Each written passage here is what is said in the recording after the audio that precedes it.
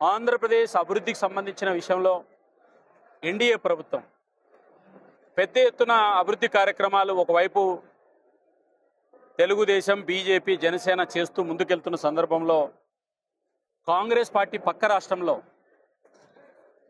చెప్పినటువంటి హామీలు నెరవేర్చలేక తెలంగాణలో ప్రజల యొక్క తీవ్ర వ్యతిరేకతను తట్టుకోవడానికి కాంగ్రెస్ పార్టీ ఈరోజు తెలంగాణలో ఆంధ్రప్రదేశ్ సంబంధించినటువంటి 5 కోట్ల మంది ప్రజలను అవమానించడం, దూషించడం, ఏకంగా ముఖ్యమంత్రి చంద్రబాబు నాయుడు, పవన్ కళ్యాణ్ గారు లాంటి వ్యక్తుల్ని హైదరాబాద్ వదిలి వెళ్ళిపోవాలా అనేటువంటి ఒక భయభ్రాంతలకు గురి చేసే పద్ధతిలో కాంగ్రెస్ ఎమ్మెల్యేలు తెలంగాణలో మాట్లాడడం సిగ్గుచేటు. రేవంత్ రెడ్డి గారు, కాంగ్రెస్ పార్టీ తెలంగాణను ఒక ఆటవిక రాష్ట్రంగా తయారు చేస్తున్నారు.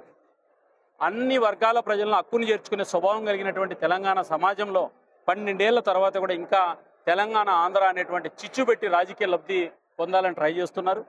కొంతమంది వాళ్ళ విగ్రహాలు పెట్టండి, వీళ్ళ విగ్రహాలు పెట్టండి అని చెప్పి కొంతమంది ఈ మధ్య రాజకీయ చర్చలు తీసుకొస్తున్నారు. ఆంధ్రప్రదేశ్ ప్రజలు, తెలంగాణ సమాజంలో గొప్ప వ్యక్తుల విగ్రహాలు ఎవరైనా సరే ఆంధ్రప్రదేశ్లో చట్టపరంగా పెడతామంటే ఎవ్వరికి అభ్యంతరం లేదు. ఖచ్చితంగా మహనీయులను, తెలుగు ప్రజలు, తెలుగు నేతలు, తెలుగు కవులు, తెలుగు కళాకారులు, తెలంగాణ కళాకారులు, ఆంధ్ర కళాకారులు కాదు, తెలుగు కవులు, కళాకారులు.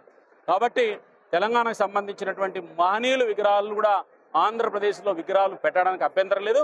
కొమరం భీం తెలంగాణ గిరిజన ప్రాంతానికి సంబంధించినటువంటి బిడ్డ, లేదా సమ్మక్క సారక్క తెలంగాణ సంబంధించినటువంటి దేవతలు, వాళ్ళందరినీ కూడా ఆంధ్ర ప్రజలందరూ కూడా హక్కును చేర్చుకుంటున్నారు కదా.